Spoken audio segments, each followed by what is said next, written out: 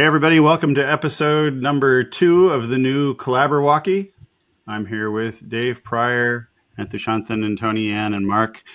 And our next topic is From Mitt to Mom. I don't know what it means either, but Dave Pryor sure does. So let's have him enlighten us. So I had picked up this habit. It was sort of a mix of the book Hyperfocus. I think the guy's name is Chris Bailey. And I was trying to learn how to do bullet journaling. And I ended up coming up with, I'd have my Kanban, but I'd pick 3 things every day. Like, these are the things that I have to do.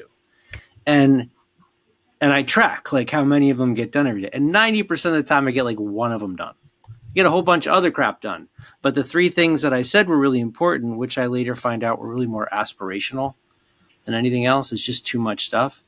When we went through the guided PK class, one of the things Tim Nolan brought up was the most important thing, right? So how do you plan your day so that whatever this one cornerstone activity is, regardless of everything else, like that thing gets done? And I started to do that. Instead of 3 things, I'd only have 1 thing. I actually get it done now, which is pretty awesome because I feel good about that. But this morning, I was thinking about Tonianne's stuff about, tracking your energy and like how you're going to be able to maintain your flow throughout the day, flow of energy. And I was thinking about recording this stuff tonight. And I was like, okay, when I plan out my day and how I'm going to do my work, I have to make sure that at 5 o'clock I arrive at that moment, like ready to go. So all the activities throughout the day were organized around optimizing myself so that I had the right amount of energy to show up for this podcast. So that would be the most important moment. So I'm going to start experimenting with that and see if I can do that. It does sort of assume that you have control over your day, which none of us always have. So, clarifying question, Dave. Yeah. Is the most important thing often the biggest, hairiest, most audacious thing? Well, that depends. I have a number of different strategies for how I prioritize my day. So some days it is the biggest, hairiest thing. Some days it's the thing I want to do the most. Some days I have no control over it at all. So it might be surviving an activity or being ready to show up at an activity. It's different every day. But I have a bunch of different kind of plays that I can use to organize my stuff throughout the day, depending on what I need to achieve. Well, for me, I find when I don't achieve my, a MIT, it's because it's too big, and it's because it's scaring me and it's shutting me down, that sense of fear. So I really do try, even though, I mentioned that I have this, today's top 3 that I write out every night for the next day, even though it's only 3, one of those things might be really large. So what I'll do in the morning is I'll take one of those things that scares me the most, and I'll break that down into, probably the tool that I've used just as much as personal Kanban over the years, and that is Pomodoro. So I'll make like 5 sticky notes, 25 minutes each. This way I get the reward of completion for even a part of that most important thing. And so that I can see momentum. And what happens, you get that burst of that burst of dopamine upon completion, which is like, oh wow, that, I want to optimize for completion because I like that burst of dopamine, right? I like how that feels. They've shown that so much as saying I'm finished gives you that neural reward, right? Yeah. And so it helps you create this virtuous cycle of completion. So you gain momentum on that task. Do you get crunchy when reality rears its head and your context shifts? Depends where the reality comes from. A perfect example, last weekend, my wife asked me what I was going to do, and I was like, hang on, and I planned out the whole day. And then as soon as I explained to her what I was going to do, she gave me something to do that completely destroyed my whole plan. So, but that's another thing. There's prioritization days where I have to just say, like, I'm not in control of my day. Yeah. And if I let go, then my most important thing is just being there for my wife and my kid. But we don't want to standardize everything, right? We don't want to live by this because where's the serendipity? Where's the innovation? Where's the learning if we're just doing everything that we've planned? And I don't want The to live appropriate response was, I don't know. What do you want to do? Yeah. Whatever you want me to do, honey baby. So I've struggled with this mightily forever because I am always like working on a project or two or three, and I'm always managing something. So, managing Modus Institute, writing books, creating classes, making music, all these things at the same time. That means that I have a lot of different things. So the thing I put in there was you have the mitt and the mom, and I put in the MIMP, which is how can I over the course of a week have the most impact? And Oh, wow. and so and I've put this. There's a couple things on LinkedIn and on Modus Institute about this, but I've started to build my personal Kanban on like this highly annotated like grid, like this giant physical spreadsheet, if you will. But it has the areas of impact that I have to make every week that I have to satisfy in some way. So I can look over here right now and it goes social media, operations, students and clients, sales and marketing, creation, faculty, and partnerships. And if over the course of the week I can fill in that I have worked on a significant amount of each of those line items, I know I'm not letting any balls drop.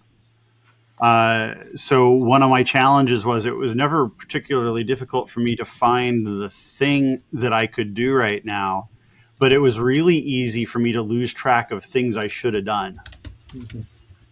And to go back to Tonianne's topic from the last episode, from the last ticket, is the way that I manage my energy in that is I make sure that there are some days, or I try to make sure that there are some days where I'm dealing with relatively few people, and other days where it's just like meetings all day long.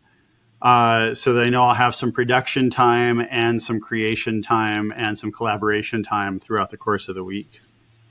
And I stop every day at 2 p.m. Pacific time and start at, Tonianne said, early in the morning.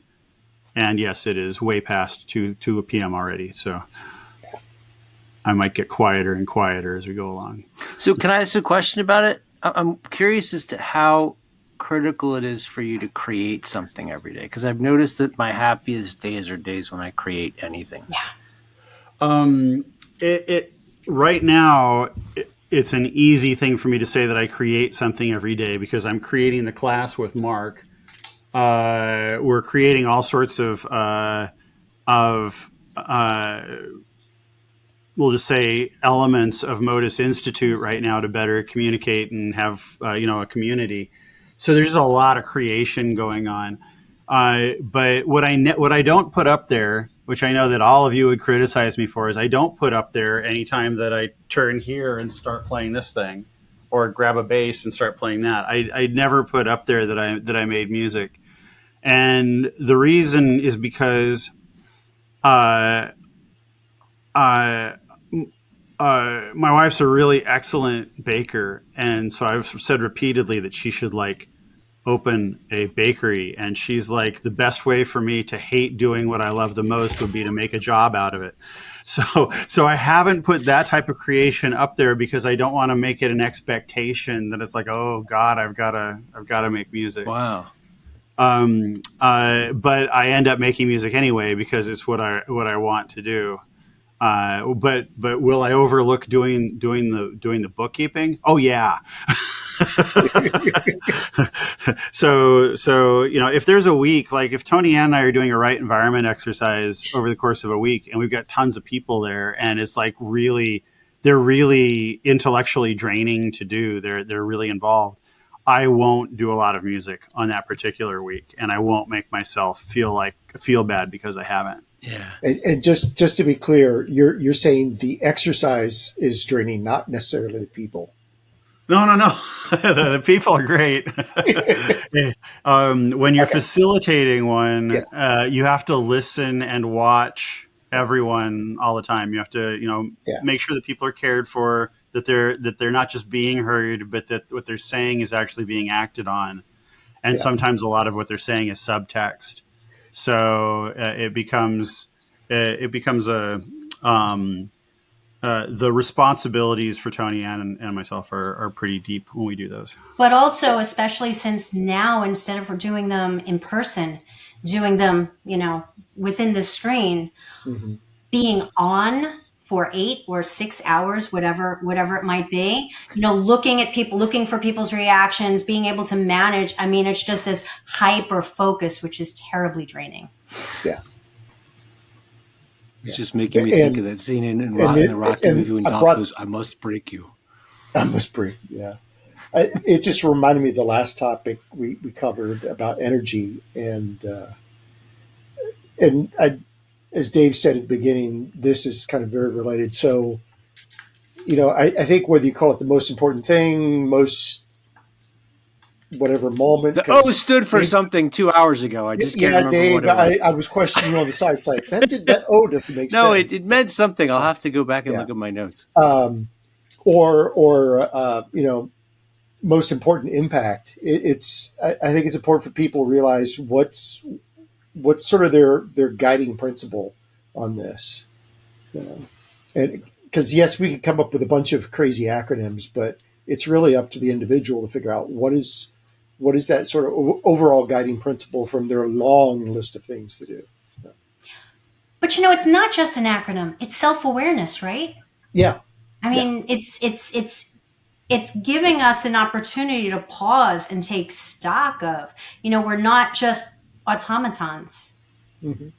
What is the work that matters to us? Yep.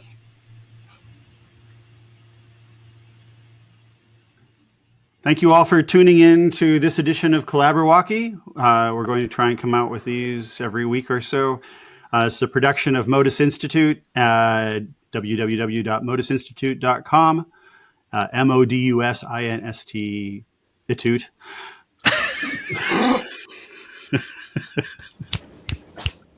Oh, no, we can keep that. Everybody should know that this is the kind of situation we're in. So Dave, Thushyanthan, Tonianne, Mark, and myself, thank you all for attending. Please do subscribe. You can find this wherever your favorite podcasts are, and please do come and join us in the community. There's a free community there, and then paid services as well. We've got hundreds of people who think and talk and work every day towards making the world of work a better place. So thank you all, and we'll see you next time. Thanks, everyone. Thanks. See ya. Thank you.